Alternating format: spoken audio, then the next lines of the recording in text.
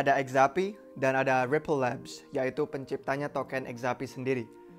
Keduanya bukan sesuatu yang kami banyak bicarakan di channel ini sejauh ini, tapi tetap sesuatu yang telah sangat banyak permintaannya, kebanyakan karena komunitas besar di sekelilingnya token Exapi.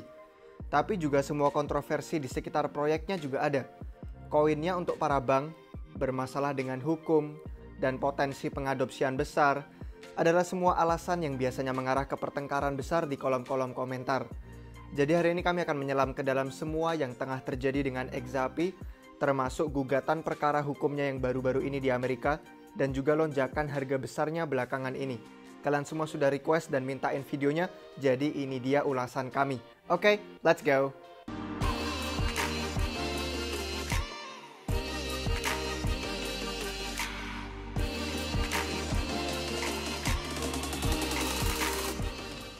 BNB baru saja tembus ke all time high-nya 9 juta rupiah. Dengan kasus penggunaan yang meluas di Indonesia, koin BNB itu sangat dicari dan dibutuhkan. Dan dengan bergabung ke giveaway kami, satu dari antara kalian yang beruntung dapat memenangkan satu koin BNB gratis. Klik link yang ada di deskripsi untuk ikutan dan kumpulkan entry kalian. Dari subscribe ke YouTube channel kami ini, follow semua media sosial kami, dan juga beberapa bonus entry lain seperti mencari nyanket yang tersembunyi di setiap episode terbaru. Kapan lagi kalian bisa dapat satu koin BNB gratis untuk memperkaya portofolio kripto kalian?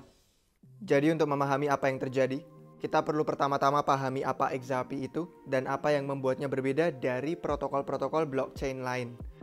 Itu adalah sebuah infrastruktur open source dasar yang bermaksud untuk memudahkan pergerakan uang. Itu adalah sebuah protokol pembayaran waktu nyata dan tersebar untuk apapun yang bernilai uang. Secara tradisional, mengirim uang lintas negara telah dilakukan entah dengan jaringan pembayaran SWIFT, yang adalah jaringan pembayaran digunakan para bank untuk membayar satu sama lain, atau oleh melalui perusahaan seperti Western Union. Dengan yang kayak Western Union ini, mereka mendirikan cabang-cabang di seluruh dunia, dan waktu kalian bayar cabang lokal kalian, orang yang menjadi tujuan pengiriman uang kalian bisa menerima bayaran tersebut pada cabang lokal mereka. Kedua cabang tersebut lalu menyelesaikan pembayaran uangnya di waktu mereka sendiri, tapi ini jadinya lebih cepat bagi para nasabah untuk menerima uangnya, karena mereka tidak usah nungguin banknya itu untuk ngirim dana yang sebenarnya. Ripple itu bermaksud untuk menjadi suatu sistem pembayaran, di mana siapapun bisa transfer apapun yang bernilai melintasi dunia dengan cepat dan biaya ongkos minim. Sifat dasarnya protokol Ripple itu bertujuan untuk mengarahkan pembayaran dari satu individu ke yang lain dalam cara yang semurah mungkin. Perbedaan utamanya antara protokol Ripple dan juga contoh pengirim uang yang barusan tadi kami sebutkan adalah kedua belah pihak dalam jaringan Ripple itu sebenarnya tidak harus mempercayai satu sama lain untuk menyelesaikan transaksi. Mereka tinggal mengandalkan blockchain-nya aja. Tokennya Ripple, Exapi, adalah suatu aset digital yang digunakan pada jaringannya sebagai ongkos transaksi. Biaya transaksi ini kira-kira sekitar 0,00001 Exapi. Sekalinya itu terbayar, mereka dihancurkan oleh jaringannya agar dapat menciptakan biaya dan mencegah spam transaksi apapun dari ledgernya. Jeniusnya Exapi itu adalah itu memungkinkan juga kemudahan transaksi bahkan jika tidak ada rantai kepercayaan antar partisipan. Jika jaringannya Ripple itu tidak bisa membentuk rantai kepercayaan ini, maka token Exapi bisa digunakan sebagai gantinya. Gerbang pembayarannya akan menyediakan suatu harga bagi transaksi di dalam Exapi. Walaupun bertindak sebagai suatu mata uang cadangan terakhir adalah salah satu tujuannya token Exapi, ada sejumlah keuntungan lain yang membuat transaksi dengan Exapi itu jauh lebih efisien. Transaksi-transaksi Exapi akan terselesaikan dalam waktu kurang dari 4 detik. Makanya waktu dikirim pada jaringannya, kepemilikan aset itu seolah-olah berganti tangan hampir instan. Ini nggak seperti transaksi Bitcoin yang cenderung membutuhkan beberapa jam belakangan ini.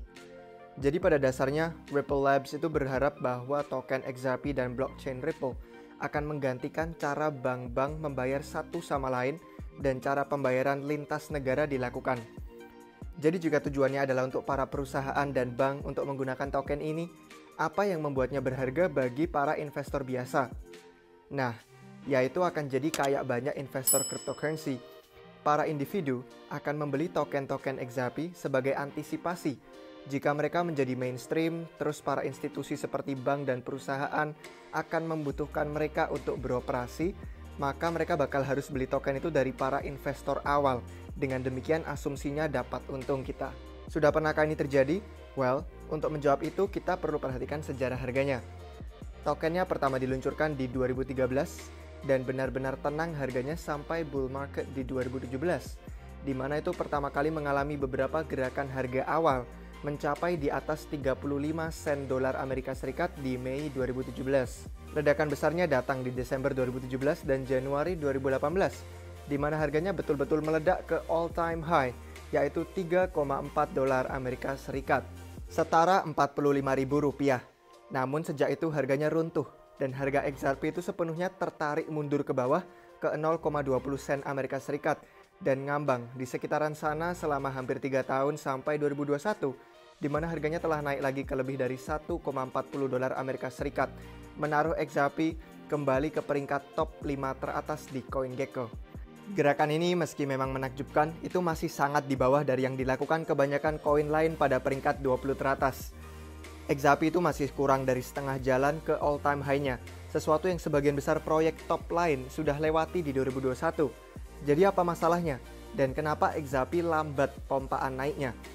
Ya, pertanyaan itu sebenarnya suatu masalah besar, kayak bola rantai menghambat pergelangan kakinya token XRP dan Ripple Labs mereka sendiri. Regulatornya Amerika, SEC, itu punya kasus pengadilan melawan Ripple Labs mengklaim bahwa tokennya adalah suatu sekuritas. Artinya, bahwa itu seharusnya memiliki surat-surat izin keuangan tertentu waktu mereka mulai berjualan token XRP. Ini akan berarti sebagian besar pasar exchange berbasis Amerika tidak diizinkan untuk menjual XRP. Dan sebagai akibatnya banyak exchange utama termasuk Coinbase itu mengeluarkan XRP dari daftar mereka terkait berita ini. Kasus pengadilannya sudah berlarut-larut, tapi beberapa keputusan dari hakimnya kepada Ripple telah mendorong komunitasnya menyebabkan harganya melonjak lagi. Jadi apa yang akan terjadi? Nah, satu dari beberapa hasil berbeda itu bisa terjadi. Entah Ripple itu akan memenangkan kasus pengadilannya, dan kemudian mereka bisa lanjut normal dan harganya nggak diragukan bakal naik, atau mereka akan kalah dalam kasusnya dan dilaporkan sebagai suatu sekuritas yang akan intinya menjadi kematian proyek itu. Atau yang terakhir dan kemungkinannya terjadi adalah mereka akan menyelesaikan pengadilannya dan membayar denda yang sangat besar. Opsi ini Ripple itu coba melawan, mereka tidak mau. Tapi itu tepatnya yang EOS akhirnya harus bayar pada kasus mereka dengan denda 24 juta dolar Amerika Serikat setelah ICO 3 miliar dolar mereka. Cuma tamparan kecil di pergelangan tangan kok. Pada tahap ini, Ripple Labs tampak ingin melawan, tapi hanya waktu yang tahu apakah akan berakhir mendukung mereka. Jadi semua investor seharusnya was-was, bahkan meskipun harganya melonjak naik, pada saat rekaman ini masih belum ada hasil akhir kasusnya. Dan ya hasil itu akan sangat mempengaruhi harganya ke waktu mendatang. Jadi, suatu cryptocurrency besar dengan tujuan yang kontroversial, dengan komunitas yang memuja-muja, dan masa depan yang rumit, semua hal tersebut mengarah pada volatilitas harga yang disukai para trader tentunya, tapi sebagai investor, kita perlu lakukan riset mandiri kita sendiri dan ambil keputusan dengan hati-hati. Tapi beritahu kami apa yang kalian pikirkan. Apa kalian penggemarnya XRP atau kalian pikir mereka punya masalah yang akan datang? Beritahu kami di komentar di bawah karena kami tahu ini adalah suatu isu sensitif bagi banyak orang yang para pendukung proyeknya. Jadi mohon kalian selalu sopan dalam berdiskusi di komentar. Jangan lupa untuk like dan subscribe jadi kalian gak ketinggalan video apapun dari kami. Dan follow kami di semua platform media sosial lain untuk bisa mendapatkan informasi ekstra di balik layar. Dan sampai jumpa dengan kalian semua lagi di waktu yang berikutnya. Cheers!